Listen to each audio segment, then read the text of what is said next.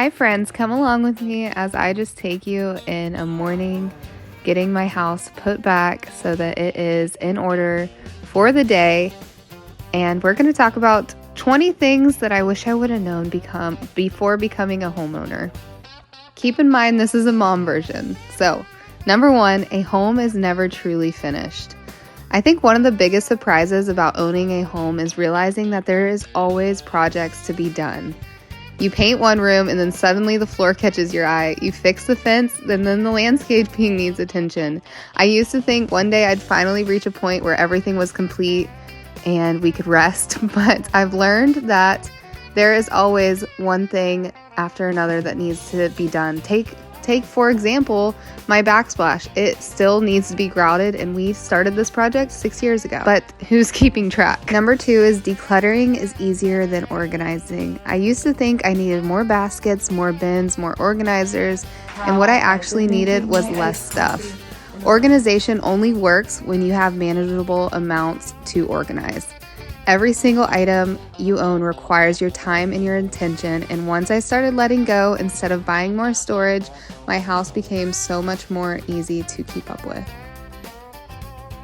Number 3 is cleaning a little bit every day is easier than cleaning all day. I used to save everything for one giant cleaning day, and by the end of that day, I was exhausted. And honestly, the next day I could hardly function. And now I spend a little bit of time every day putting things back where they belong, wiping down counters, running a load of laundry, and those small efforts prevent the overload, the marathon cleaning, the anger cleaning, the rushing to get it all done before somebody comes for company. It is just so much more simple when we have a manageable amount to clean every day versus waiting for the weekends to just speed clean. Number 4 is that maintenance saves thousands. I've learned that tiny problems rarely stay tiny. A loose faucet, a clogged gutter, a peeling, caulking can turn into expensive repairs if ignored. Taking 15 minutes today can save you hundreds or even thousands of later. Home ownership isn't about just cleaning, it's about protecting the investment you've worked so hard for. And that can seem overwhelming. So there is grace. But it's also super important to stay on top of knowing what we're managing. Like a fridge. Recently we had an infestation of cockroaches under the fridge, and we would not have known about that unless we pulled out our fridge to look for something. I can't remember what it was, but then we found that. So then we took care of that. But they could have bit holes in cords, and then we could have had all sorts of other issues. So keeping up and making even schedules can help on checking on these little things that can turn into hundreds of dollars and thousands of dollars of repairs. Number 5 is everything you buy becomes something you manage. Before I buy anything now, I ask myself one question. Do I want to clean this? Do I want to store this and take care of it for years? And every time I think of that responsibility clicks in my brain. It has to be dusted, maintained, put away, and eventually donated or replaced. Realizing this has made it much more easy to make intentional purchases on what I bring into my home. Number 6, your home should work for your family. Social media is full of beautiful homes, but they aren't living your life. If your kids need hooks lowered on the walls, do it. If baskets by the door make your life feel easier, use them. The goal isn't copying someone else's home. The goal is creating a house that supports your family in your everyday life. Number 7, routines matter more than motivation. This one is huge for me. There are plenty of days I don't feel like cleaning. The difference is that I don't wait until I feel motivated anymore. My routines carry me through. Habits I've made make my life easier because they remove the decision making. A simple daily rhythm accomplishes more than waiting for bursts of motivation. Every morning when we wake up, just tidy before, pick up a little bit of trash, spray the countertops down. Here is one that sneaks up on us. Number 8 is paper clutter grows fast. Mail, receipts, school paper, and random notes can quietly pile up without even noticing. I I still have some wedding cards from the day my husband and I got married, and it's not that they don't matter, but do they really? Like, the memories are in my heart of who came. I don't know that I need to keep all of the cards. Let me know what you think in the comments. But paper does seem harmless because it's small, but it creates just as much visible clutter as anything else. And having one place to process paper every single day has saved me so much stress and keeps the piles from taking over the countertops. So once a week, just go through that paper clutter from the week of mail. Something that encouraged me that I actually saw from Audrey at Chaos 4, I believe. But she said that she doesn't even bring mail in her house. She sorts it in her car. Or it might have been Cass, the clutter bug. I don't know. Somebody said that. And it stuck with me. So when I do the mail, I usually try to just trash it at the door. When I come in, we keep our trash bins outside. So all the junk stuff that came in the mail, I'll just throw it in the trash before I even bring it in my house. And that's made a big difference on mail clutter. Number 9 is that empty space is valuable. When we move into a home, we often feel like every wall, shelf, and corner needs to be filled. But I've learned that empty space can actually make a home feel peaceful. Take my shelves behind me. I don't know what it is, but when I start adding stuff up there, it just adds to the visual clutter, and I find myself just wanting to remove it. I've learned that empty space can actually make a home feel peaceful.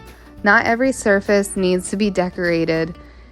Sometimes leaving space and open shelving and closet drawers and all of the things can make your home feel less overwhelming. It feels more calm and easy to clean. And number 10 is buy quality when you can. I've purchased cheap items that I ended up replacing several times, and sometimes spending a little more up front can actually save you money in the long run. That doesn't mean buying the most expensive version of everything. It just means choosing what will last and truly serve your family well. Number 11 seems so simple, but floors, counters, and sink change everything. When I'm overwhelmed, I can come back to these 3 areas. If the floors are picked up, if the countertops are clear, and if the sink is empty, the whole house instantly feels cleaner. You don't have to clean everything at once, but the visual clutter is definitely what makes the difference when it's clear. Number 12, I think the most important one of all, is that our children are always learning. Kids don't just hear what we say, they watch what we do.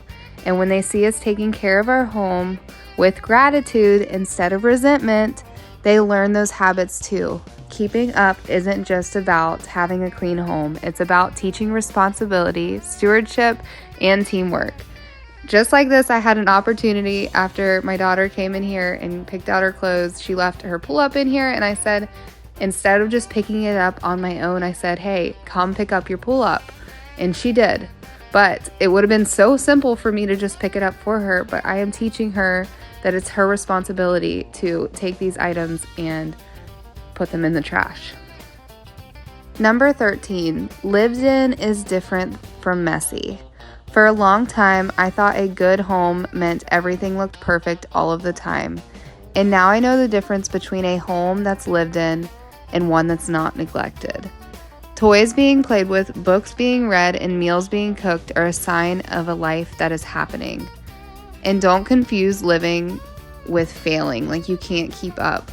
There is always going to be tasks to be done, and if there's ways that we can help our home still be lived in, but also ease our brain, take this little center table thing that I have on here. I throw things like wipes, random toys, I put them in here because that eases my brain instead of them all being scattered across this table.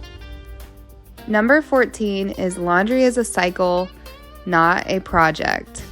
I used to think I'd eventually finish the laundry, and then I had kids. Laundry is simply part of life.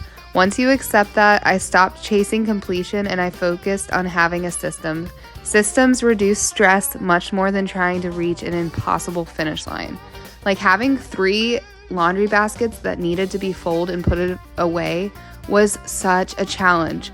But having a system where I threw all of the kids' clothes by category next to my washer and they could just go in there and pick their clothes for the day, go to their bedroom and get changed, that works perfectly for our family. Number 15, less stuff makes everything easier. Every shirt has to be washed, every dish has to be cleaned, every toy has to be picked up. So owning less doesn't mean sacrificing comfort. It means reducing the amount of work your future self has to do every single day. This is so important. My kids do not need 40 toys per kid. That would be so much toys having 5 kids. My kids thrive on having less. Number 16 is cleaning before it's dirty is easier. Waiting until something is really dirty always makes the job harder. A quick wipe today saves from scrubbing tomorrow. 5 minutes of maintenance often replaces hours of deep cleaning. Small actions consistently are incredibly powerful. I cannot emphasize this enough. Just little actions every single day can truly make such a big difference in our home. Number 17, your home exists to serve your family. Your home isn't a museum. It's where birthdays happen, it's where kids build forts, it's where conversations happen around the table, and it's where memories are made. Don't become so focused on protecting your home that you forget to actually enjoy it, to make it a place of comfort and peace, and just a place where everybody can come together and communicate life issues and things we all go through. In 18, 10 minutes count. We often think if we don't have an hour, it's not worth starting. But 10 minutes focused can completely reset a room. Momentum starts with small action. And isn't it funny that most of the time, starting is the hardest part, not the cleaning itself? So when we start small, that creates that momentum in us to keep going, and consistency starts to happen, and you watch your habits change without even thinking about it. Number 19, peace comes from simplicity. I've realized peace isn't about square footage. It's about how much we're trying to manage. A smaller amount is often creates so much more of a big feeling of freedom. Simplicity gives us more time, more energy, and more mental space for what matters. I put it this way, it's like a big weight in my brain. It's like having multiple filing cabinets open inside of my brain of tasks that need to get done. So the more we empty out those files, the more free our brain becomes.